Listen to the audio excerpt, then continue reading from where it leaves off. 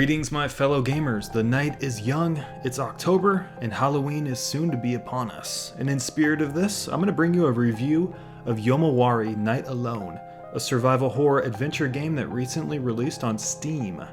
A quiet evening stroll takes a turn for the worse as a tragic accident befalls a little girl and her dog Poro, and when she comes to, her dog ends up missing. But the plot thickens as the girl's older sister goes searching for Poro and never comes back. Now, the young girl must venture out into the eerie darkness to search for her loved ones as evil spirits haunt the alleyways and streets of her once peaceful town.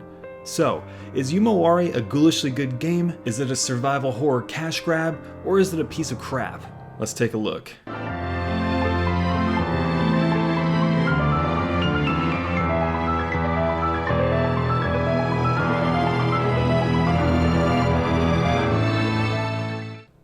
Being a survival horror game, the weight of the atmosphere has to be thick and eerie, yet ultimately inviting and irresistible, like Halloween candy corn. The streets you saunter down have been invaded by ghouls and ghosts, and only with a trusty flashlight to lead you on, it's up to you to uncover the conspiracy of Poro and your older sister. The tutorial kicks off things nicely. It's powerful and a great representation of interactive storytelling. You're told and shown everything you need to obtain the context behind your objectives and nothing more.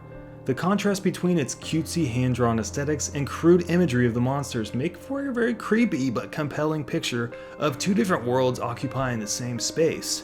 Why is the town haunted, and where is this girl's parents?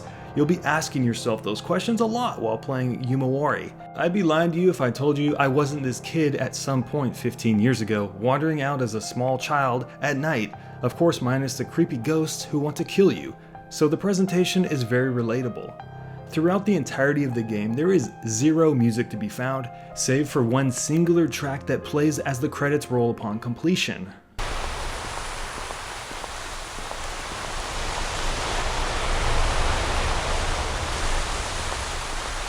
This lack of music gives the sound effects some ample time to breathe as you walk around the empty, dark streets and faintly hear the sounds of vending machines, faulty streetlights, crickets, howling dogs, and the whispers of ghosts surrounding you. Tiny details make the difference and makes the atmosphere not only relatable, but also effective and believable too. This feeling that I get from playing this game is a prime example of having less can sometimes be more. When the inevitable time comes when you have to deal with those monsters and ghoulish ghosts, your heartbeat will react as a radar in order to figure out how far or close to you that the ghost is. You've got a stamina meter at the bottom of your screen acting as the primary gameplay mechanic.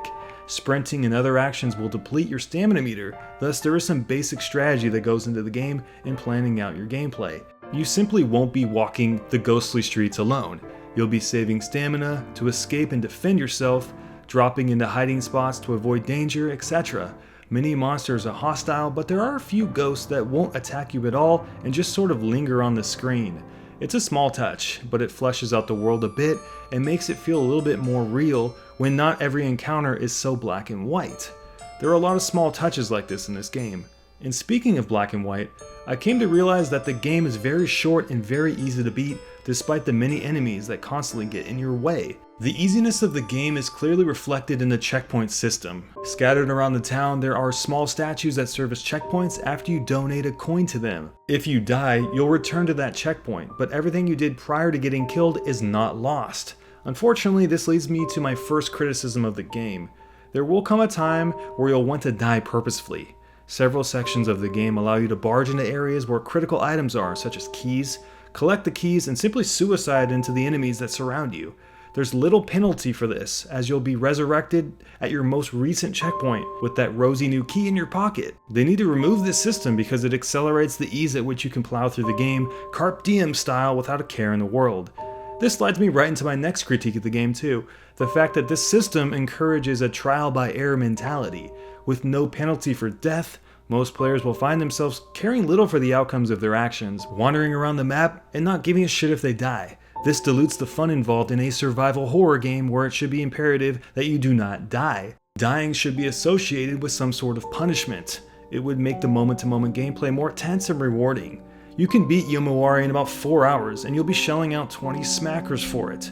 Is it a good value proposition? The game is actually pretty good on its own if you invest yourself into its eeriness, scrounge up all the collectibles, and explore all the optional spaces that the story doesn't usher you into. But in the end, this very simple coming-of-age story dressed in subtlety, creepiness, and a child's innocence is made sweeter by its use of sound and its hand-drawn aesthetics. And with the fall leaves outside turning all shades of red and brown, and carved pumpkins squatting on porches nationwide, it's a perfect time for a sugary sweet little survival horror story just in time for Halloween.